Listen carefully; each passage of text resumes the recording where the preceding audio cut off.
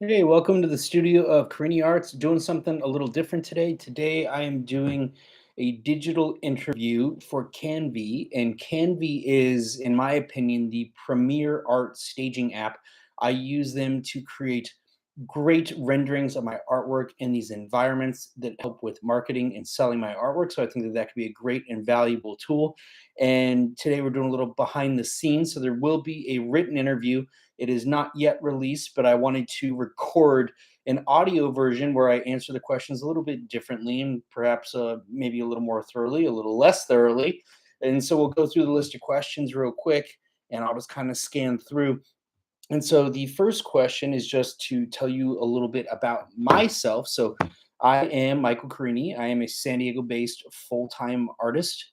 This is all that I do these days. I used to be a full time artist in conjunction with working another job. So if you work another job and you are an artist too, there's nothing wrong with that. It by no means makes you less of an artist. In fact, that is another artist talk that I have had.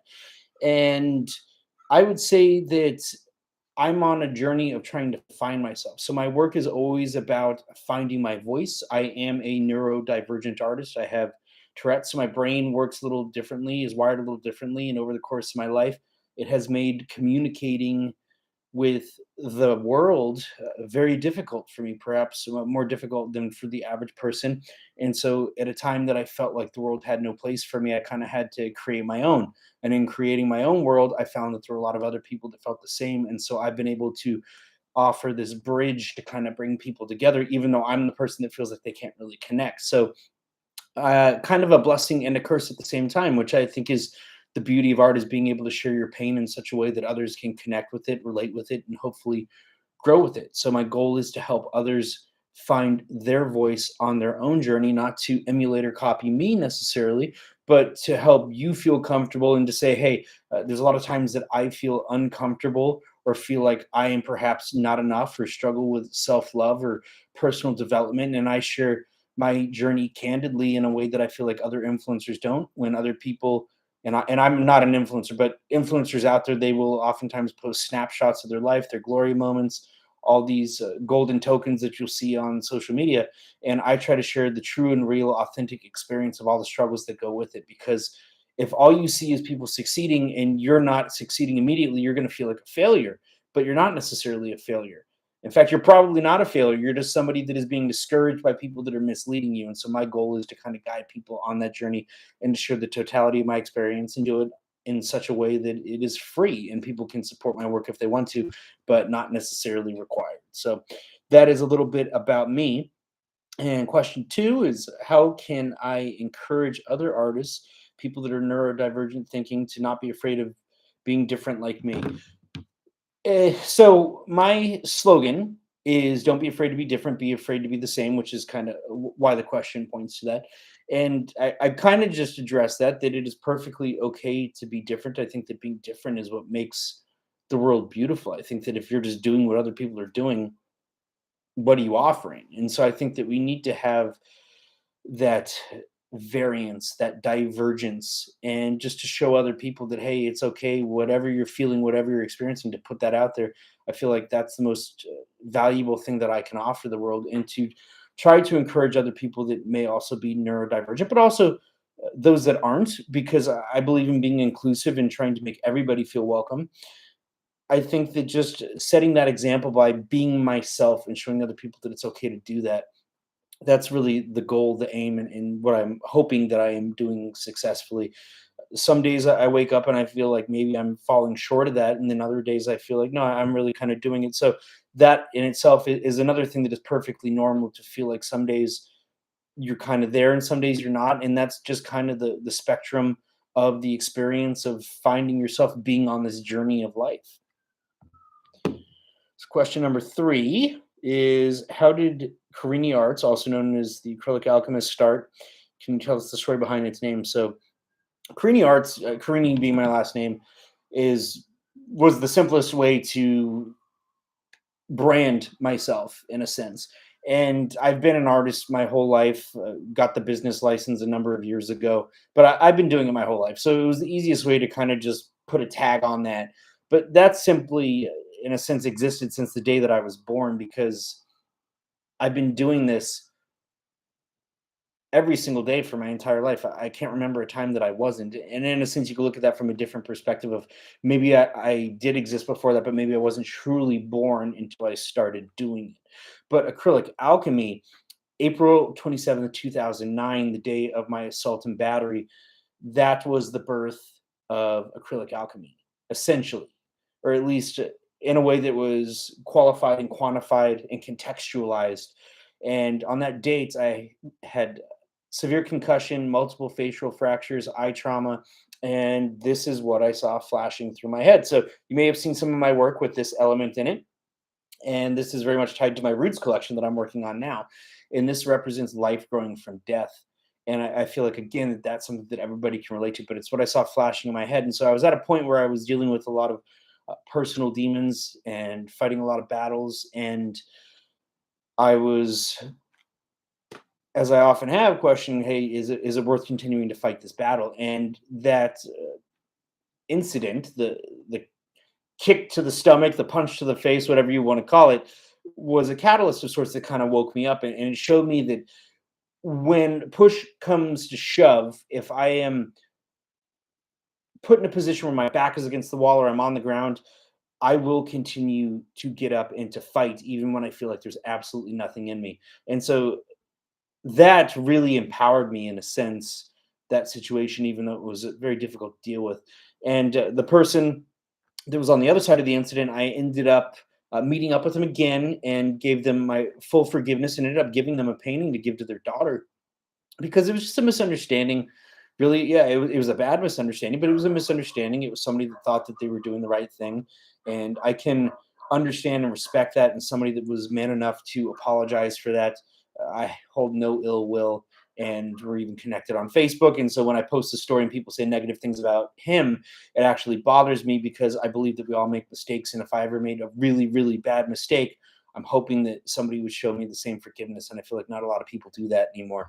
And so that was essentially the birth of acrylic alchemy, which is still alive and well today.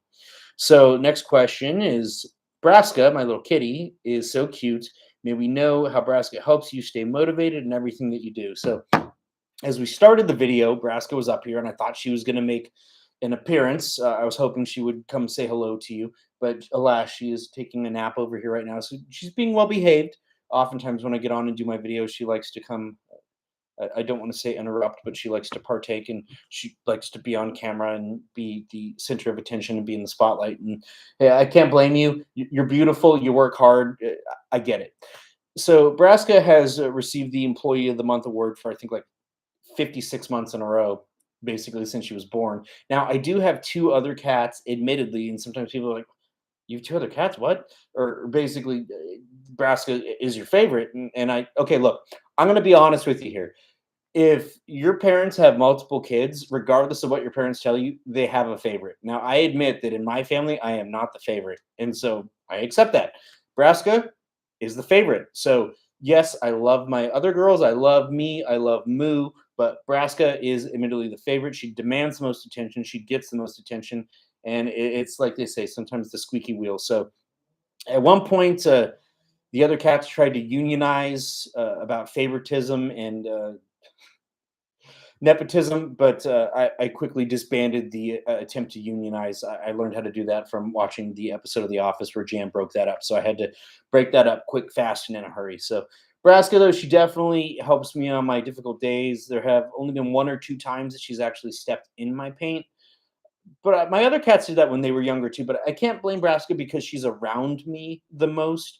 And it was just recently that she did that. And it's because I had pieces that were flat with a new technique that's wet for a long period of time. So it was completely my fault. She didn't know what they were. And once she kind of figured it out, I don't think that it has happened since. So kudos to Braska. And I'm sure that she will probably receive Employee of the Month for a 57th and many, many more months. So she actually has a piece of art that I'm looking at right now that is right next to her kitty condo, and it is a cat piece, and it is eye level with her kitty condo because that's where she chose to hang it, and she bought that with her employee bonus. So, thank you, Braska, for your dedication and your service. It is appreciated. So, question 5 is: we see that while you were finishing up your studies, you're serving as apprentice with respected artists Jane Brecker and Roland Reese, what can you say about your experience working with them? So I would say that as an artist, the most valuable experience that you can possibly have is finding a mentor. If you can find a good mentor, whether it be in school or outside of school, that is the most valuable thing. Somebody that can share the information, share the experience, and show you the things that they don't teach you in a curriculum.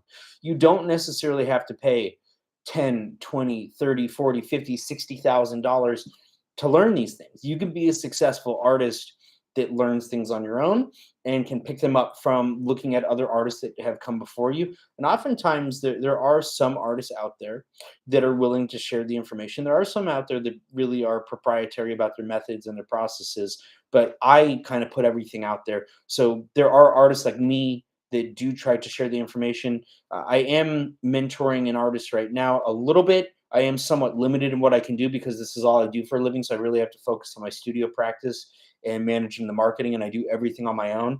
But if I had more time allocated, I could potentially do a bit more of that. But I try to put the videos out there. So again, you can look at my YouTube page here, and there's a lot of other videos where I just share the information. People are welcome to join me live, and I try to cover all the things that I can. I also do a lot of live feeds and things like that on my Facebook page, so you can check that out as well. But Jane Brecker and Roland Reese, I would not be the man and the artist I am today without them. Sadly, Roland passed away on, I believe it was December 13th, 2020. He was in his 90s, but it was so cool to work with him going to his penthouse suite in the brewery complex in Los Angeles and really seeing what it could be to be a professional artist, to be a successful artist. Have I walked the same exact path as him? Absolutely not. I am not part of academia at the moment. I am not a professor. I have not had a lot of museum shows. Roland was very, very successful in those areas and just a beloved person because he was so kind and so giving. And we definitely had different personalities in the sense that I'm a big time introvert and find a lot of difficulty going out, but I do try to share and get back how I can because I saw the value of what he did for me and what Jane did for me as well. And I never would have met Roland if it wasn't for Jane. So Jane was my first painting instructor at Loyola Marymount. And I ended up switching from graphic arts to painting the second that I took her class. So it's because of her that I fell in love with painting and do what I do today. So again, I would not be here today doing what I do if it was not for them. So question 6. Can you tell us about your artwork? How did you make them? So that's kind of a loaded question because I have a broad repertoire of work. I have so many different bodies of work that people can see. Right now, I'm doing something that not a lot of artists do. I'm working on two bodies of work actively, simultaneously. And I like to say that it's the most natural thing that you can do because I have my yin and I have my yang. So my yin, my darkness, is my feminine side. That is my open wounds collection, and that is based on the idea that sometimes you have to tear yourself open and expose yourself in the hopes of allowing your wounds to breathe so that you can hopefully heal. And then I have my yang collection, which is my root series, which ties back to this, which represents life growing from death. And you'll see a lot of flowers, trees, things of that nature, a lot of vertical pieces. So essential polarities, but really kind of trying to balance myself out. So what I'm always trying to do is essentially fill in the gaps of my repertoire. So a lot of times I'll do a blue piece and then I'll do an orange piece, and then I'll do a green piece, and then I'll do a red piece. So I'm always filling in the gaps. And a lot of times I'll end up going back and revisiting old bodies of work and just trying to look at them from new perspectives. But in terms of techniques, it really varies. A lot of times you can find videos and things of me utilizing my techniques. The body of work that people really seem to want to see is the open wounds collection, the sort of pour techniques. But that's the only collection that I do not really share. And it's not because I'm trying to keep it secret, it's because that really is my catharsis. That is me in my state of meditation, of personal therapy, and me just trying to let go and heal myself. And so I do allow myself to have that little bit of moment because I put so much out there that is publicly accessible. And that's something that I'm trying to do for me because I'm trying to learn to take care of myself because I often, although it seems like I take care of myself, I often neglect myself or do things that are even borderline, or not even borderline, completely self destructive at times. So I'm trying to work on that and trying to heal. And by pulling these things out of me, I'm hoping that it will allow me to breathe and to work through those things as opposed to just scabbing over them or putting a band-aid on them. So question 7 is, you've had over 100 exhibitions locally and internationally. What are the best things about this experience? So I would say that the best thing about that experience, in all honesty, was learning what I do and don't like. When I was in school, I thought that working with galleries and having shows went a certain way, and that once you got in, you were in, and that if you had work in a gallery, that it was going to sell, sell, sell. And that's not always the case. Now, there are different types of galleries. There are commercial galleries, there are galleries that are less commercial. And then there are other types of art shows too. There are art fairs, there are art festivals, there are galleries where you pay to be a member of, all these different things. And so I had to go through all of these experiences and learn what worked for me and what didn't. And what works for one person may not work for another, and vice versa. And the other thing that's really interesting is what doesn't work for you at one point may work for you at another time, and vice versa for that as well. So it really is a game of just constantly adapting and learning. And past couple of years, I didn't really work with galleries, and now I have two galleries that I'm working with actively, and then I just got another gallery show from a third gallery, all here in the San Diego area. Now, my primary gallery is Edelman Fine Art, based in Little Italy. So they sort of have me on rotation month after month, and I absolutely love working with them. They've been able to move a good amount of my work, so they're helping me to build sustainability and to make a living doing this. So I really appreciate all the opportunities they have thrown my way and all of the things they make possible. I'm also working with a La Playa Gallery in La Jolla, California, and I have a group show up right now. I'm going to be taking the work down next week, but then I have a solo show coming up where I'm going to be adding augmented reality, and I'm pairing with Verilink to do that. So augmented reality, for those that don't know, is a really cool experience where you'll be able to scan the painting, and right in front of you, it'll digitize, and there will be audio, and there will be an experience that happens right in front of you. So I think that that'll be a really cool thing for people to check out. So I'm always looking to adapt and add new things to my repertoire and new experiences for people. So if you've seen the Van Gogh experience, it's somewhat like that, but probably on a smaller scale, because I don't necessarily have the resources that Van Gogh has now, though Van Gogh did not have a lot of resources during his life because he didn't get a lot of support while he was alive. So support living artists, support local artists. Question 8, is there an award you're looking forward to achieving in the future, and why? I think that I used to be much more focused on the ego and awards, and I have a couple, and I'm proud of the awards that I have received. There were a number of scholarships I received in school, and that was definitely helpful because I needed the money to oftentimes get supplies or to be able to get any food to make it through the semester. But these days, I'm just not an award person because it's so subjective.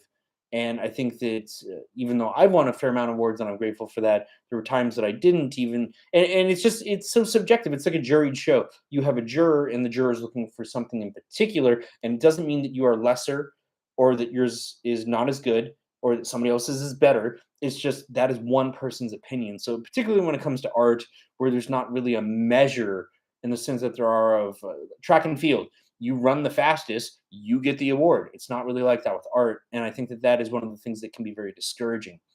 And so over time, I've become less and less interested in awards and just trying to recognize everybody in the ways that I can. And that's all that I really seek, as well, is just to be recognized for what I do put out there, and not to be better than anybody else, because I don't think that as an artist I'm better than anybody. I don't think that I'm better than a child that picks up a crayon and creates something honestly. I think that the vulnerability and the honesty there is of equal value essentially to what I do.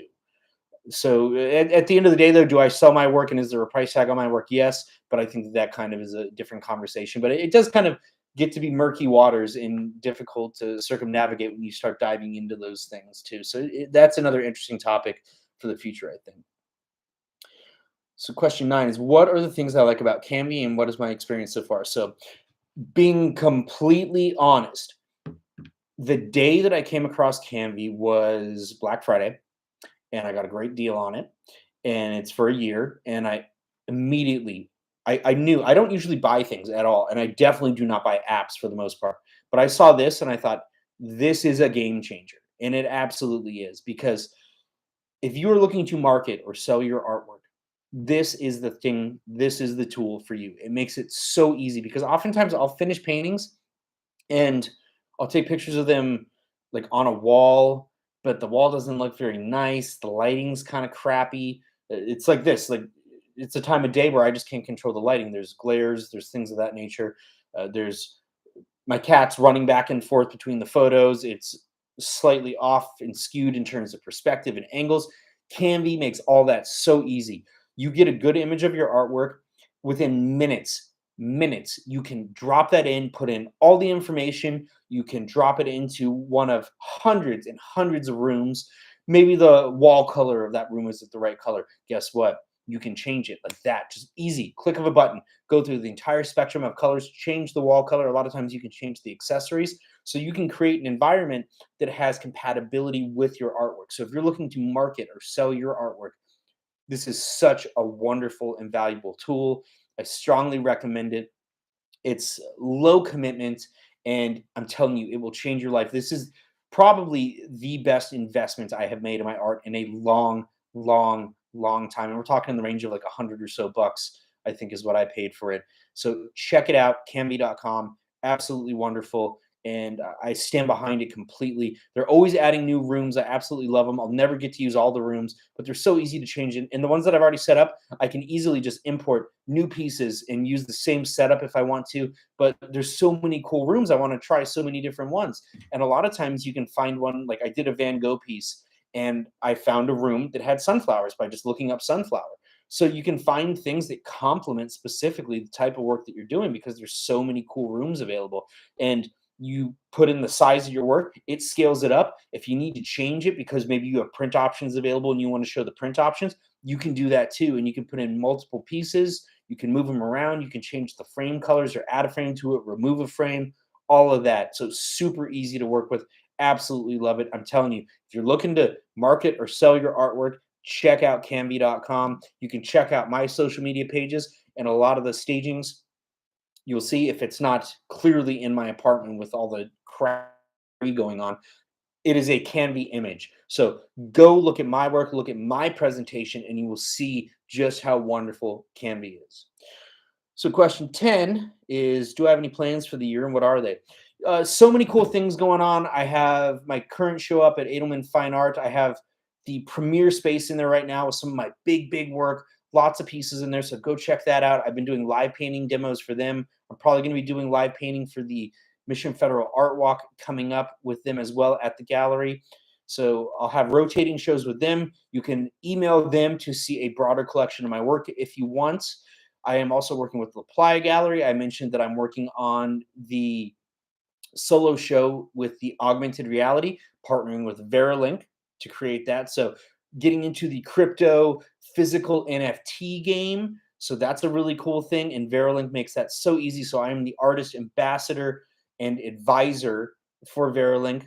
And you can check that out as well. You can message me, but I'll be doing more talks about crypto art, physical NFTs, why they differ from regular NFTs and why they have value, because essentially it is an NFT that is paired with a physical piece of art, which removes that thought process or theory that an NFT has no value, because it's essentially like you take a time lapse or something of that nature, that's your NFT, you pair it with the painting, you can scan the painting and it pulls up the time lapse. So a really cool experience. And that's what the augmented reality is going to be as well. You'll scan the painting, it'll pull up this NFT, which is the augmented reality. So it's going to be this digital experience that has audio and a cool visual effect. So you're going to want to check that out. I also have a group show coming up at Sparks Gallery in the Gas Lamp. I am finishing up a table, a coffee table with Edenic design. We don't know what we're going to do with that quite yet, but that's a cool project. I also have a few other marquee projects in the works, and just every single day I'm creating, working on something. I got paint on my hands still because I was outside working on something just a couple minutes ago. So much, and each day my plans change because new opportunities are presented to me. So I'm just going to keep focusing on the work, and we will see what comes tomorrow. But check out canvy.com, check out cariniarts.com. The written interview for this in full will be posted. I'm not sure when, but you'll be able to check that out. But check out Canvy. I think that you're going to love it if you're an artist. It will change your life. I am telling you 100%. And then check out cariniarts.com for all of my work, my shop, my blog, my podcast. And you can make a donation there if you find my talks or any of the things that I do helpful, because I don't ask for any money, but you can make a donation to help me with my taco fund for Taco Tuesday. So half off tacos. And I am somewhat of a starving artist on some days because it's feast or famine. I'll get a big project that comes in and then nothing for months. So you make what I do possible, and I appreciate you. I love you. Thank you. Check it out. I will talk to you next time, and check out my other videos for more of my artist talks.